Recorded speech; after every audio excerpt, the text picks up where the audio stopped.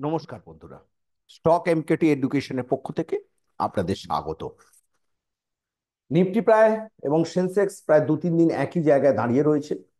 এরপরে আমাদের কি করা উচিত সেটাই আজকের বিষয় আলোচনা। নিফটি কি 23,000-এর গণ্ডি ছড়িয়ে যেতে পারবে, আর সেন্সেক্সও কি 78,000-এর ওপরে যেতে পারবে, সেটাই আজকে আমাদের আলোচ্য বিষয়। আজকে যে মার্কেটটা ছিল তার মধ্যে ব্যাংক নিফটি একটা সাফল্য এনেছে টোটাল নিফটিকে ওপরে তোলার জন্য। Bank Nifty, Nifty energy, Nifty metal এবং স্মল ক্যাপ সব থেকে বেশি বেড়েছে। তা আর এর মধ্যে যারা সব থেকে বেশি আজকে পড়েছে তাদের মধ্যে অবশ্যই আইটি এবং ফার্মা সকালবেলা পড়েও একটু শেষ দিকে তারা রিকভারি করেছে।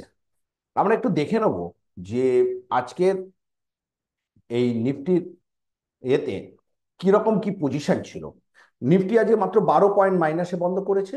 নিফটি নেক্সট 1.19% প্লাসে বন্ধ হয়েছে। নিফটি মিড ক্যাপও 1.2% এবং ব্যাংক নিফটি মোরাললেস 1% অ্যাবভে বন্ধ হয়েছে। এবং যারা আজকে নিফটিকে ওপরে উঠে থাকার জন্য সহযোগিতা করেছে তার মধ্যে অবশ্যই BL, Hindalco, Eicher motor, Axis Bank এবং এলটি। আর যারা পতনের মধ্যে ছিল তাদের মধ্যে অবশ্যই ফার্মা সেক্টরে ডক্টর রেড্ডি, আর আইটি সেক্টরে TCS, Infosys, Hindu Lever, Adani enterprise. আমরা এবার একটু চলে যাচ্ছি যে আদৌ কি সেন্সেক্স এই জায়গায় দাঁড়িয়ে থাকতে পারবে। সেন্সেক্সের আমার মনে হয় এই মুহূর্তে যে দাঁড়িয়ে সব থেকে বড় যে হার্ডলটা রয়েছে 77,200। 77,200 এই মুহূর্তে দাঁড়িয়ে সেন্সেক্সের খুব বড় হার্ডল রয়েছে।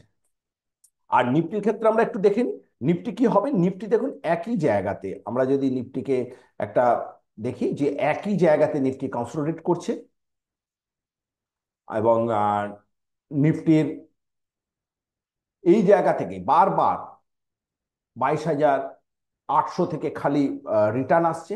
নিফটির কিন্তু আমার মনে হয় এই মুহূর্তের জন্য সব থেকে বড় হার্ডেল হচ্ছে 23,200।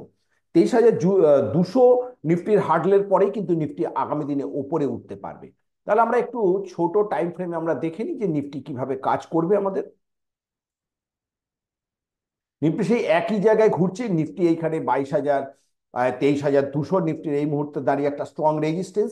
তারপরেই আমাদের কিন্তু গত আগামীকাল আগামীকাল নিফটি যদি 23,000-এর ওপরে, 23,000-ও এই মুহূর্তে একটা ছোট্ট রেজিস্টেন্স রয়েছে।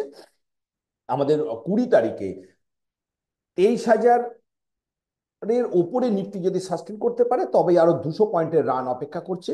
তা নাহলে আবার সেই 22,800, সরি 2,000 নয়, 22,800 লেভেলটাতে নিফটি একবার আসবে। এসে তারপরে কি করবে সেটাই তখনকার পরিস্থিতিতে বলে দেবে। তবে এই মুহূর্তে দাঁড়িয়ে আজকে থেকে যে শর্ট কভারিংটা হয়েছিল সেক্ষেত্রে নিফটি স্মল ক্যাপের একটা শর্ট কভারিং একটা দেখা গেছিল। আমরা আগামী দিনে আপনারা আমাদের এই ইউটিউবে চোখ রাখবেন, আমরা বিভিন্ন লেভেল বলে দেবো।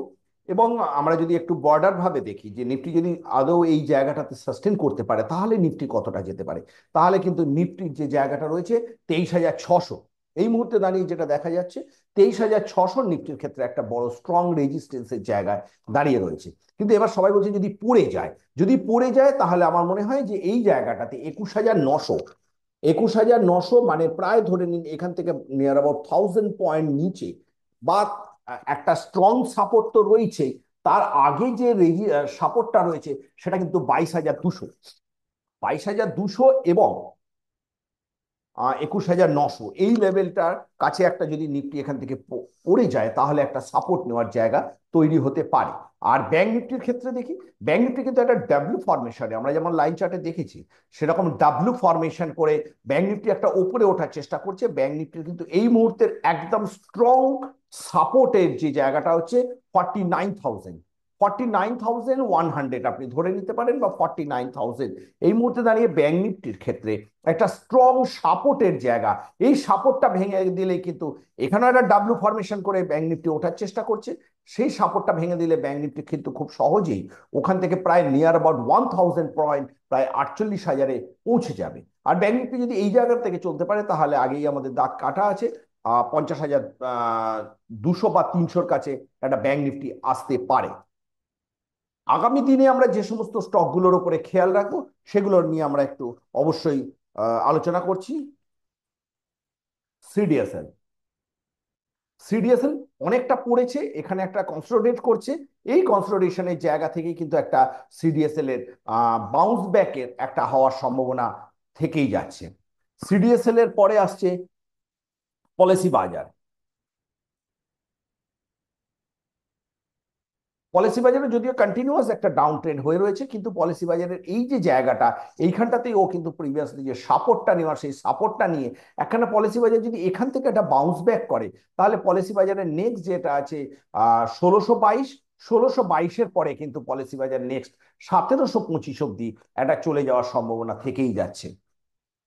তারপরে আসছে কল্যাণ জুয়েলার্স। কল্যাণ জুয়েলার্সের ক্ষেত্রেও একই গল্প। কল্যাণ জুয়েলার্স কিন্তু এই মুহূর্তে একটা ডাউন ট্রেন্ডের পজিশন চলছে। এই জায়গাটা থেকে কিন্তু একটা যে সব থেকে বড় রানটা দিয়েছিল কল্যাণ জুয়েলার্সের, সেই জায়গাটা থেকেই কিন্তু চলে এসছে 480।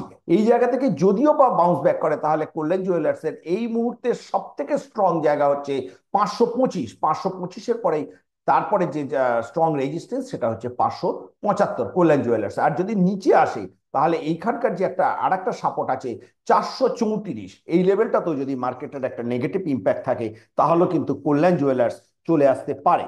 এরপরে আমরা আসছি কোলপ্যাল।